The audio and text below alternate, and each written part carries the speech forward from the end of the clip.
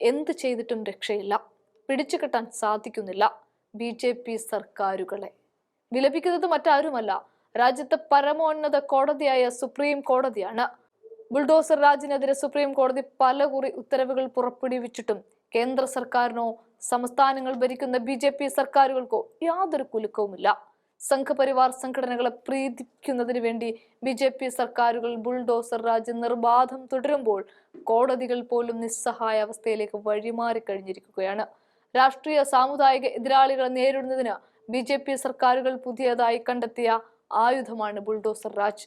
കുറ്റാരോപിതരെ നിയമത്തിന് മുന്നിൽ കൊണ്ടുവന്ന് വിചാരണയ്ക്കു ശേഷം അർഹമായ ശിക്ഷ നൽകണമെന്ന് നിയമവ്യവസ്ഥ ലംഘിച്ചുകൊണ്ട് സർക്കാർ തന്നെ ശിക്ഷയായി കെട്ടിടങ്ങളും സ്ഥാപനങ്ങളും ഇടിച്ചിടച്ചു നിരത്തുന്ന രീതിയാണ് ഇതിലൂടെ വിവിധ BJP സർക്കാരുകൾ രാജ്യത്ത് കാഴ്ചവെക്കുന്നത്.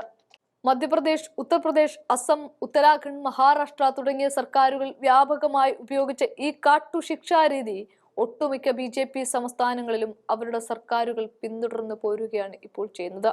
ഇന്ത്യൻ ശിക്ഷാ നിയമം ഉൾപ്പെടെയുള്ള നിയമങ്ങൾ കാറ്റിൽ പറത്തിയും കോടതികളെ നോക്കുകുത്തിയാക്കിയും എതിരാളികളെ ശിക്ഷിക്കുന്ന ഈ സമീപനത്തിനെതിരെ മനുഷ്യാവകാശ പ്രവർത്തകർ, പ്രതിപക്ഷ രാഷ്ട്രീയ കക്ഷികൾ, സാമൂഹിക സംഘടനകൾ എന്നിവരെല്ലാം ശക്തമായ പ്രതിഷേധവുമായി രംഗത്തെത്തിയിരുന്നു. ഇതിനിടെ തങ്ങൾക്ക് മുന്നിലെത്തിയ ഹർജികളുടെ അടിസ്ഥാനത്തിൽ ഭരണാധികാരികൾ ജഡ്ജിമാരായി മാറേണ്ടെന്ന് ഓർമ്മിപ്പിച്ചുകൊണ്ട് സുപ്രീം കോടതി കഴിഞ്ഞ വർഷം നവംബർ 13 ബുൾഡോസർ രാജിനെതിരെ ശക്തമായ നിലപാട് എടുത്തത്.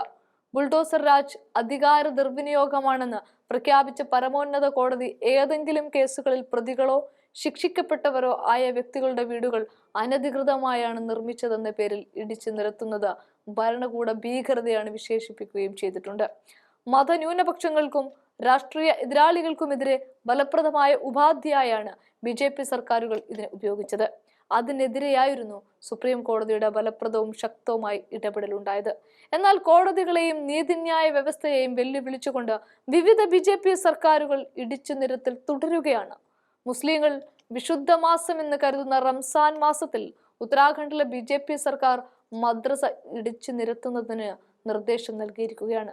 ഒരാഴ്ചക്കിടെ 12 മദ്രസകൾക്കും ഒരു മസ്ജിദിനുമെതിരെയാണ് പൊളിച്ചു നീക്കുന്നതിനുള്ള നോട്ടീസ് നൽകിയത്. നേരത്തെ ഒരു മുന്നറിയിപ്പും ഇല്ലാതെയായിരുന്നു നടപടിയെങ്കിൽ ഇപ്പോൾ നോട്ടീസ് നൽകുന്നു എന്ന വ്യത്യാസം മാത്രമാണുള്ളത്. നോട്ടീസിന് മതിയായ വിശദീകരണം നൽകിയാലും നടപടിയിൽ നിന്ന് അധികൃതർ പിന്നോട്ടു പോകാറില്ല എന്നതിനാൽ നോട്ടീസ് നൽകുന്നത് കോടതിയുടെ കണ്ണിൽ പൊടിയിടാനുള്ള ഏർപ്പാടാണ് എന്ന ആക്ഷേപവുമുണ്ട്. എന്തായാലും പല സംസ്ഥാനങ്ങളിലും ബുൾഡോസർ രാജുമായി BJP സർക്കാരുകൾ മുന്നോട്ട് പോകുന്നുണ്ട്.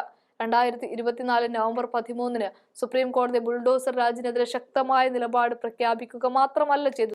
നിയമങ്ങളും ചട്ടങ്ങളും പാലിക്കാതെ ഇടിച്ചു നിരത്തലിന് ഉത്തരവ് നൽകുന്ന ഉദ്യോഗസ്ഥരിൽ നിന്ന് പിഴ ഈടാക്കണമെന്നും കോടതി നിർദ്ദേശിച്ചിരുന്നു.